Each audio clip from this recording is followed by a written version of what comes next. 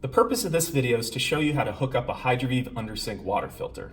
Now, the first thing you're going to want to do is take your water filter, grab it by the bracket, and give it a firm twist, which makes the labels rotate from the center to the right. The reason why we do this is we want to make sure that this compression seal is set. Once you've done that, you can put the housing down and move on to the next step. The next thing you're going to want to do is turn off your faucet's cold water. Usually, the cold water shutoff valve is on the right, but to double check, what you do is you just turn this all the way clockwise and try and turn on your faucet's cold water. If no water comes out, that means you've turned off the faucet's cold water. If water's still flowing from that faucet, it means that you need to do the same thing on the left. So the next thing that you'll need to do once the cold water is shut off is to disconnect your faucet's cold water line from the valve itself.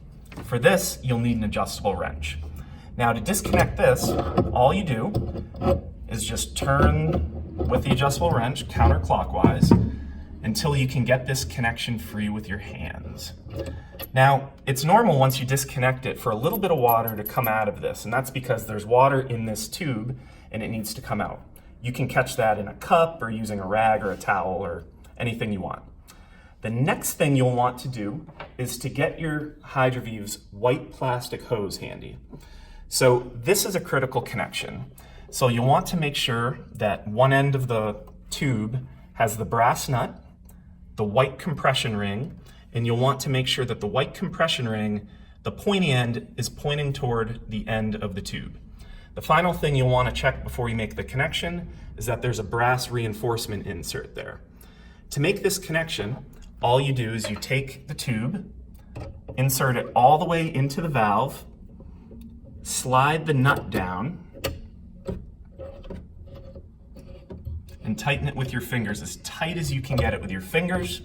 Then you'll take your adjustable wrench and give it another 270 to 360 degree turn with this wrench. This is a critical connection. If you make this connection securely, it'll last a lifetime, but if it's not tight enough, what can happen is this tube can pop out and it can cause a mess. We don't want that. Now, again, you'll just want to double check that this connection, you can test it with your hands to make sure that it's secure. The next thing you'll want to do is take your Hydroviv system and connect the white tube to the white plastic elbow. This is a really easy connection. All you need to do for this is just insert it and push it as hard as you can until you feel it bottom out, and then you can give it just a quick tug to set the connection. When this connection's set, it's not going anywhere. The last thing you'll need to do is connect your faucet's cold water line to the output of your Hydroviv system. So again, just to show you how this works, you have the cold water that's going to flow through the tube into the inside of the Hydroviv system, and then the outflow is going to connect right to your faucet's cold water line, so all the cold water is filtered. To make this connection, all you do is you take the faucet's cold water line and screw it onto the brass elbow side of your Hydroviv. You'll want to get this connection as tight as you can get it with your fingers.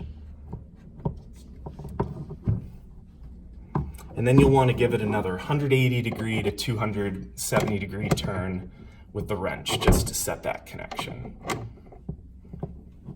Just like with this connection, once you set it correctly, the connection will last a lifetime. But if you don't set it correctly, it can leak. And we don't want that. The last thing you'll need to do is just figure out where you want to put the system. Now, about half of our customers mount it on screws, and they just put screws in and hang it. We have other customers that just find a spot in the cabinet where it's not going to get disturbed, and they can just stand it up there. So at this point, the last thing you need to do once all your connections are set is to restore the cold water flow by turning this valve all the way to the left. Now, when you do this, you're going to hear a lot of whooshing as air is pushed through the filter and out through your faucet. You'll notice that the first little bit of water that comes out is dark, and that's as the filter becomes activated, some fines, what are called fines, can flush through your faucet. That's completely normal, and that water's perfectly safe to drink, or you can use that water just to, water your plants or something. For about a day or so, the water may appear cloudy after you hook up a filter. And that's because little tiny air bubbles that are in the cartridge are slowly getting forced out. And if you do see cloudy water, just let it sit for about 30 seconds and you'll see that that the cloudiness are actually just little tiny air bubbles, and you'll see them float to the top of your glass. Now, we always recommend checking your connections and double checking just to make sure that everything's set up correctly. But, at this point, you should be good to go.